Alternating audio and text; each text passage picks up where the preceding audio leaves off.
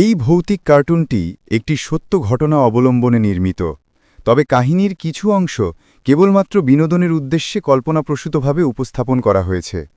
আর আজকের ভৌতিক ঘটনাটি পাঠিয়েছেন ভোলা থেকে মুহাম্মদ মুন্নান। মেঘনা নদীর বুক চিরে বয়ে যাওয়া বাতাসটা সেদিন কেমন যেন থমথমে আর ভারী ছিল। আমরা ভোলার দৌলত খান এলাকার একদল বন্ধু সাগর, হান্নান, আপন আর আমি মন্নান নদীর পাশের সেই বিশাল খালটার ধারে বসেছিলাম। অমাবস্যার রাত না হলেও আকাশে চাঁদের আলো ছিল সামান্যই, যা চারপাশের অন্ধকারকে আরও বেশি রহস্যময় করে তুলেছিল। আমাদের আড্ডা মানেই ভূতের গল্প।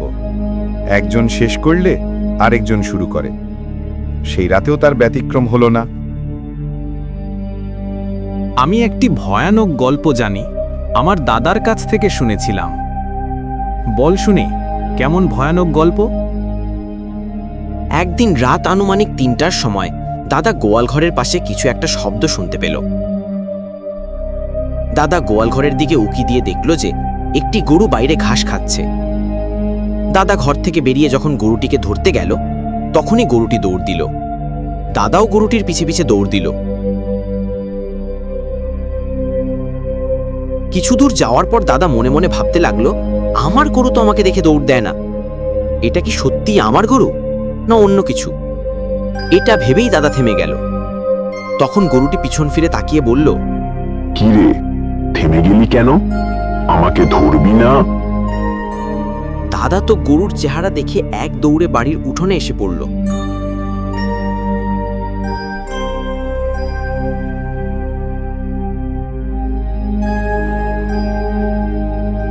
গল্পের নেশায় আমরা এতটাই মগ্ন ছিলাম যে সময়ের খেয়ালই ছিল না।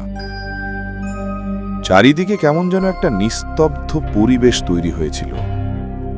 আমাদের চারজন ছাড়া আশেপাশে আর কেউ ছিল না। আমরা প্রায় সময়ই এখানে আড্ডা দিতাম, কিন্তু এমন অদ্ভুত পরিবেশ কখনো অনুভব করিনি। রাতের ঝিঝি পোকারাও যেন ঘুমিয়ে গিয়েছিল। মনে হচ্ছিল কিছু একটা ঘটতে যাচ্ছে। হঠাৎ করেই সাগর, যে আমাদের মধ্যে একটু সরল সোজা আর বোকা ধরনের, ফিসফিস করে বলে উঠল, আমার মনে হচ্ছে আমাদের আশেপাশে কেউ আছে, কোনো ভূত। কি আবোল তাবোল কথা বলছিস? ফাজলামি করিস? ভূতের ভয়ে আছিস নাকি? সাগর, তুই কি জানিস ভূত বা জিনেরা কোথায় থাকে? ওরা সাধারণত থাকে জনমানবহীন কোনো জায়গায় বা দীর্ঘদিন যাবৎ পরিত্যক্ত কোনো ভাঙা বাড়িতে, যেমন আমাদের এলাকার শিকদার বাড়িতে। এখানে খালের ধারে নয়।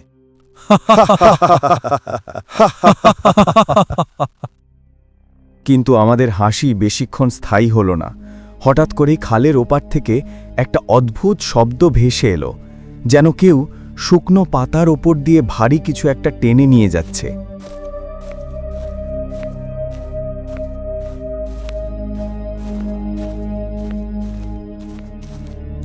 আর ঠিক তখনই সাগরের বলা কথাটা যেন জীবন্ত হয়ে উঠল। আমাদের থেকে খুব বেশি দূরে নয়, খালের অপর পারের অন্ধকারে দাঁড়িয়ে আছে এক বিশাল ছায়ামূর্তি। তাল গাছের মতো লম্বা, কুচকুচে কালো শরীর। ওর চোখ দুটো যেন দুটো জ্বলন্ত কয়লার মতো দগদগ করে জ্বলছে, আর সারা শরীর থেকে হালকা আগুনের হলকা বেরিয়ে আসছে। সেই ভয়ঙ্কর দৃশ্য দেখে আমাদের আত্মারাম খাঁচা ছাড়া হওয়ার জোগাড়। ভয়ে আমরা সবাই দৌড়ে নিকটেই একটা নৌকার আড়ালে লুকিয়ে পড়লাম। ওটা আমাদের দিকেই তাকিয়ে আছে। চুপ কর বলদ, ওর কানে গেলে আমাদের সবাইকে শেষ করে ফেলবে।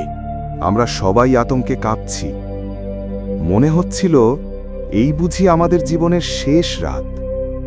ঠিক সেই মুহূর্তে খালের রাস্তা ধরে একটা টর্চের আলো এসে পড়ল আমাদের উপর। আমরা চমকে তাকিয়ে দেখি আমাদের বন্ধু মিজানের বাবা, এলাকার নামকরা কবিরাজ, এদিকেই আসছেন। তার হাতে শক্তিশালী একটা টর্চ লাইট। তিনি হয়তো আমাদের দেখতে পেয়েই এগিয়ে এসেছিলেন। আমাদের ওই অবস্থায় দেখে তিনি কিছু একটা আঁচ করলেন। আমাদের দিকে না তাকিয়ে তিনি টর্চের আলোটা সোজা ওই ভয়ঙ্কর মূর্তিটার দিকে ফেললেন।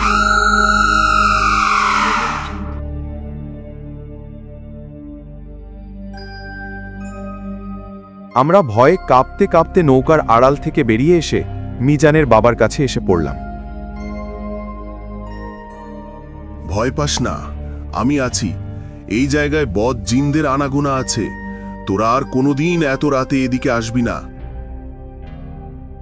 সেদিন মিজানের বাবার উসিল্লায় প্রাণে বেঁচে গিয়েছিলাম, কিন্তু সেই রাতের ভয়ঙ্কর স্মৃতি আজও আমাদের তাড়া করে ফেরে।